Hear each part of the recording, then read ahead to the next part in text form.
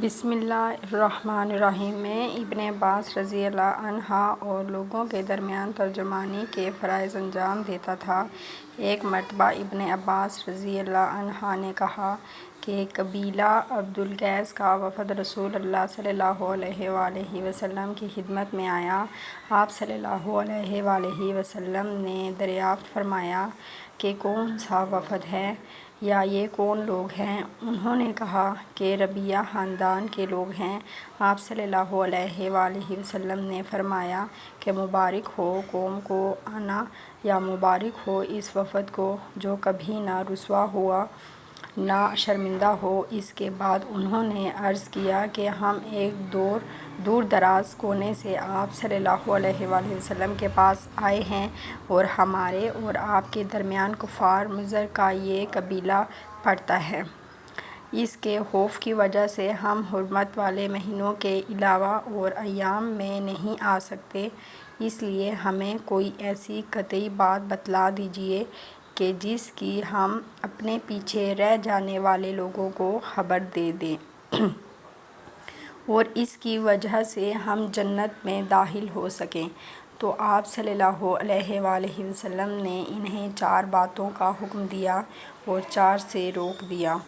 اول انہیں حکم دیا کہ ایک اللہ پر ایمان لائیں۔ پھر فرمایا کہ کیا تم جانتے ہو کہ ایک اللہ پر ایمان لانے کا کیا مطلب ہے؟ انہوں نے عرض کیا، اللہ اور اس کا رسول زیادہ جانتے ہیں۔ آپ صلی اللہ علیہ وآلہ وسلم نے فرمایا، ایک اللہ پر ایمان لانے کا مطلب یہ ہے کہ اس بات کا اقرار کرنا کہ اللہ کے سوا کوئی معبود نہیں، اور یہ کہ محمد رسول اللہ صلی اللہ علیہ وآلہ وسلم اللہ کے صحیح رسول ہیں، اور نماز قائم کرنا، زکوٰۃ ادا کرنا اور ماہ رمضان کے روزے رکھنا، اور یہ کہ تم مال غنیمت سے 5واں حصہ ادا کرو، اور 4 چیزوں سے منع فرمایا، دبا، حنطم اور مصفت کے استعمال سے، اور چوتھی چیز کے بارے میں شبہ کرتے ہیں کہ ابو جمرہ بسا اوقات نکیر کہتے تھے اور بسا اوقات منکر۔ اس کے بعد رسول اللہ صلی اللہ علیہ وآلہ وسلم نے فرمایا کہ ان باتوں کو یاد رکھو اور اپنے پیچھے رہ جانے والوں کو بھی ان کی خبر کر دو۔ عقبہ نے ابو احاب بن عزیز کی لڑکی سے نکاح کیا تو ان کے پاس ایک عورت آئی اور کہنے لگی کہ میں نے عقبہ کو اور جس سے اس کا نکاح ہوا ہے اس کو دودھ پلایا ہے، نہ تو نے کبھی مجھے بتایا ہے۔ یہ سن کر عقبہ نے کہا، مجھے نہیں معلوم کہ تو نے مجھے دودھ پلایا ہے۔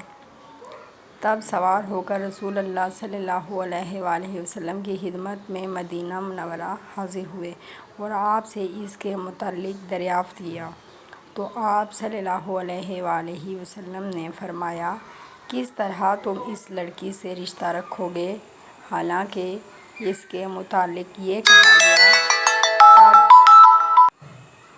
تب عقبہ بن حارث نے اس لڑکی کو چھوڑ دیا اور اس نے دوسرا خاوند کر لیا۔ میں اور میرا ایک انصاری پڑوسی دونوں اطراف مدینہ کے ایک گاؤں بنی امیہ بن زید میں رہتے تھے، جو مدینہ کے پورب کی طرف بلند گاؤں میں سے ہے۔ ہم دونوں باری باری حضرت صلی اللہ علیہ وآلہ وسلم کی خدمت شریف میں حاضر ہوا کرتے تھے۔ ایک دن وہ آتا، ایک دن میں آتا۔ جس دن میں آتا اس دن کی وحی کی اور رسول اللہ صلی اللہ علیہ وآلہ وسلم کی فرمودہ دیگر باتوں کی اس کو خبر دے دیتا تھا، اور جب وہ آتا تو وہ بھی اسی طرح کرتا۔ تو ایک دن وہ میرا انصاری ساتھی اپنی باری کے روز حاضر خدمت ہوا۔ جب واپس آیا تو اس نے میرا دروازہ بہت زور سے کھٹکھٹایا اور میرے بارے میں پوچھا کہ کیا عمر یہاں ہے؟ میں گھبرا کر اس کے پاس آیا۔ وہ کہنے لگا کہ ایک بڑا معاملہ پیش آ گیا ہے، یعنی رسول اللہ صلی اللہ علیہ وآلہ وسلم نے اپنی بیویوں کو طلاق دے دی ہے۔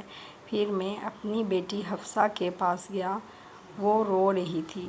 میں نے پوچھا، کیا تمہیں رسول اللہ صلی اللہ علیہ وآلہ وسلم نے طلاق دے دی ہے؟ وہ کہنے لگی، میں نہیں جانتی۔ پھر میں نبی صلی اللہ علیہ وآلہ وسلم کی خدمت میں حاضر ہوا۔ میں نے کھڑے کھڑے کہا کہ کیا آپ صلی اللہ علیہ وآلہ وسلم نے اپنی بیویوں کو طلاق دے دی ہے؟ آپ صلی اللہ علیہ وآلہ وسلم نے فرمایا، نہیں، یہ افواہ غلط ہے۔ تب میں نے تعجب سے کہا، اللہ اکبر، اللہ بہت بڑا ہے۔